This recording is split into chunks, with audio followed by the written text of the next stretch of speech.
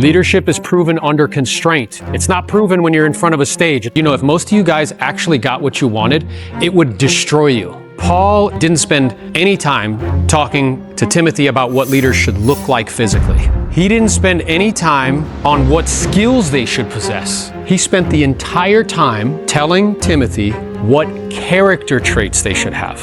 I was in a men's Bible study, and we were going through the book of Timothy. Timothy is a letter that's actually written from a mentor to his mentee. So the Apostle Paul, the guy who had the experience on the road to Damascus, went from persecuting Christians to writing the majority of the New Testament, and his mentee, Timothy, who's an aspiring pastor. What Paul is teaching Timothy is how to go about selecting leaders within the church. He didn't spend any time talking to Timothy about what leaders should look like physically. Didn't say they should be tall, skinny, blonde, brunette, brown, purple, nothing. He spent the entire time telling Timothy what character traits they should have. Part of being a leader is becoming the type of person that somebody would follow. If I'm having a hard time attracting, I need to start paying attention to, am I the type of person that somebody would follow? So part of leadership is in your organizations, finding individuals that have these qualities and characteristics and begin to cultivate and pour into them and help them. But remember, I can't give somebody something that I don't already possess. So here's coming directly from 1 Timothy. Now the overseer, which is somebody who oversees others, that's a leader, yes, is to be above reproach, faithful to his wife, temperate, self-controlled, respectable, hospitable, and able to teach. Not a lover of money. He must manage his own family well. Pay close attention to this, guys. If anyone does not know how to manage his own family, how can he take care of God's church? So let's start to kind of break some of these down. Being above reproach. Hey, I might be really good in business, but if you could look in other areas of my life, Everybody look at me. You do not want to be a public success and a private mess. Here's a question. Where are you most exposed morally or relationally? Does your character exceed your brand? We spend so much time focused on the brand, self-control and sobriety. Now he said drunkenness. He didn't say you can't drink. He said drunkenness. Emotional regulation. Under pressure, do you lead with discipline or do you react with impulse? Where do stress and ego hijack your decision making? Do you ever justify unhealthy habits because of performance? What patterns quietly undermine long-term authority? Does your closest relationship reflect the same excellence you demand in business? We spend so much time, demanding excellence in business. Is our closest relationship, do we demand excellence there as well? Is your spouse, if I was just to look at them, or your significant other thriving or just surviving your leadership pace? Are you emotionally accessible at home? What competes for your loyalty? Success, image, admiration, managing household well, private stewardship. If your home is a training ground for leadership, what culture are you building there? Are you present or preoccupied? Do your children experience security or intensity? Would your family say that your leadership feels safe? Public leadership without private stewardship is instability waiting to surface. What season of pressure most exposed your character and what did it reveal? One of those seasons for me, my mom had a brain bleed when I was 27. She was 46. And I was in a room prospecting. And my dad calls me. It's not weird that he called me because we have a good relationship, but it's weird that he called me that early in the morning. And you ever had a feeling where you know something's wrong, but you don't know it's like, I don't know what it is yet? I felt that. I stopped what I was doing, picked up the phone. He told me she was having a brain bleed, going into emergency surgery, and 50-50 chance she'll make it. I should stop everything I'm doing and come home, which I did. I also, within 3 days, shut down my business and moved back home. Who are you when it gets difficult? Where do you still compensate from past wounds? How do you respond when control is removed?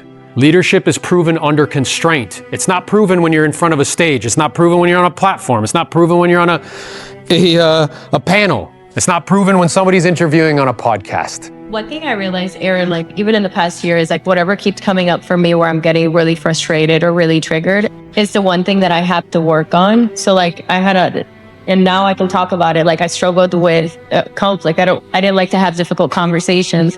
And even in this season of my life, it was still coming up for me. So anytime like a conflict would happen, I would feel triggered. And then I was like, this is just something that I need to work on. And God's putting these situations for me to grow from it. So as soon as I realized that, I do that now with everything that shows up, that it's becoming a pattern for me. I just study it. I read about it. I talk to my therapist, but I face it because I know if I don't face it, I'm never going to be on the other side of it. And that has helped me grow as a leader because now I can teach my team, my partner, the people around me. So now I'm a lot better at conflict. It's not something that I seek, but I know how to navigate it better because I was able to like just move through it. Yes, and part of leadership is constructively working through conflict. Yeah. Focused on character under responsibility. So which qualification strengthens your leadership most, and which one, if neglected, could dismantle everything you've built? If everything you built doubled tomorrow, would your character sustain it? I heard a pastor say something which I thought was magnificent. He said, if most of you guys actually got what you wanted, it would destroy you because you do not have the character to carry it. 1 to 5, my private life would withstand public scrutiny. 5 being, it'll definitely withstand public scrutiny. 1 being, I would not want that to happen. There are no hidden habits that threaten my credibility. I don't think Jose would, I'm pretty sure, and if he does, who cares? He wouldn't mind me sharing this. He was operating from this mental map where like once a year, he would like blow off steam. He'd go out. I've been working really hard, whatever. I'm gonna go out and have some drinks, right? Now, if you notice him, all of us here are very compulsive individuals. We just have healthy compulsions. So I promise you, if you take a compulsive individual who's competitive and you put them in that environment, they are gonna do that full tilt.